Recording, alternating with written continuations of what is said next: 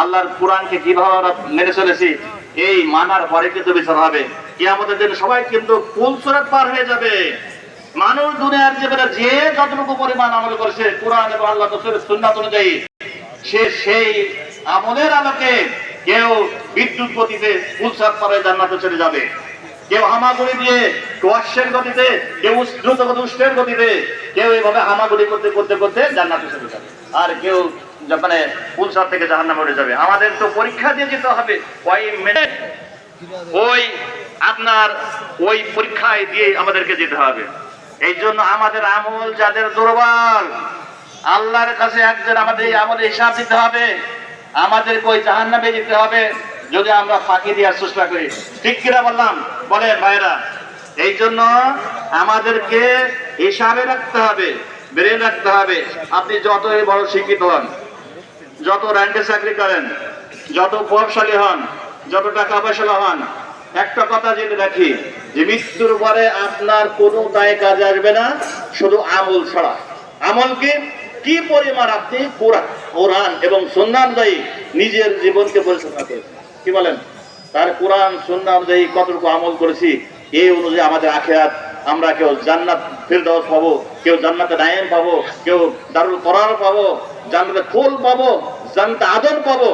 যাদের আমল সবচেয়ে বেশি শ্রেষ্ঠতম, তারা জান্নাতুল ফিরদাউস পাবে। আমরা সবাই বলি সুবহানাল্লাহ। আল্লাহ নবী আমাদের শিখিয়েছেন, জয়জা সাআলতুল জান্নাত ফাসাহুল ফিরদাউস। আল্লাহর কাছে যখন তোমরা জান্নাতের প্রার্থনা করবে, তখন সবাই ফিরদাউসের জন্য প্রার্থনা করবে। আল্লাহ আমাকে জান্নাতুল ফিরদাউস দান করুন। আল্লাহ মিন আসলকা জান্নাতুল ফিরদাউস বিগরে হিসাব, জান্নাতুল ফিরদাউস আমাদের দান করুন। সম্মানিত হাজিরিন, কথাগুলো বলার উদ্দেশ্য হলো যে আজ আমরা দেশের বিভিন্ন জায়গায় থাকি, আমরা সবাই এক জায়গা হয়েছি। আমরা যে জায়গায় থাকি না কেন, আমাদের বেড়ে রাখতে হবে ভাই, আমরা আমাদের সবাইকে জান্নাতে যাওয়ার প্রস্তুতি গ্রহণ করতে হবে। কি বলে, যে ব্যক্তি নিজেকে দিনের আলোকে সজ্জিত করলো, মৃত্যুর পরবর্তী জীবনের জন্য কাজ করলো। তাহলে মৃত্যুর পরবর্তী জীবনের জন্য কাজ না করলে আমরা ধরা পড়বো। এই জন্য ভাইয়েরা আমার, যারা কথাগুলো শুনছে, মৃত্যুর পরবর্তী অন্তহীন জীবনের জন্য আমাদের কাজ করতে হবে। এই আগ্রহ, এই মানসিকতা রমজান মাসের দীর্ঘ সিয়াম সাধনে আমাদের শিক্ষা দিয়েছে। আমরা যারা কোরআন পড়তে পারি না ভাই, আমাদেরকে কোরআনের ভিতর দিতে হবে। আমাদের শুধু আমাদের বাংলাদেশ না, সারা পৃথিবীর ওয়ার্ল্ড ওয়াইড মুসলমানদের জন্য একটা বড় পতন হয়েছে, সেটা হলো মুসলমানরা কোরআন ছেড়ে দিয়েছে। ঠিক কিনা? আর আল্লাহ বলছে ওয়াইন তাতাওয়াল্লাউ ইয়াস্তাবদিল কওমান গায়রাকুম লা তাদরু শাইআ। হ্যাঁ, লা তাকুনু আমসালাকুম, বিভিন্ন বলা হয়েছে। সূরা তাওবার মধ্যে বলা হয়েছে, সূরা মুহাম্মাদের মধ্যে বলা হয়েছে যে কোরআনকে যখন মানুষ ছেড়ে দেবে, তখন আল্লাহ তাআলা এমন জাতিকে তারপরে চাপিয়ে দেবেন যে জাতির যারা তারা নির্যাতিত হবে, বাধ্যম হয়ে যাবে। আজকের পৃথিবীর মানুষগুলো, মুসলমানরা দেখেন, যে যত বড় শিক্ষিত, সে কোরআন থেকে 100 হাত দূরে।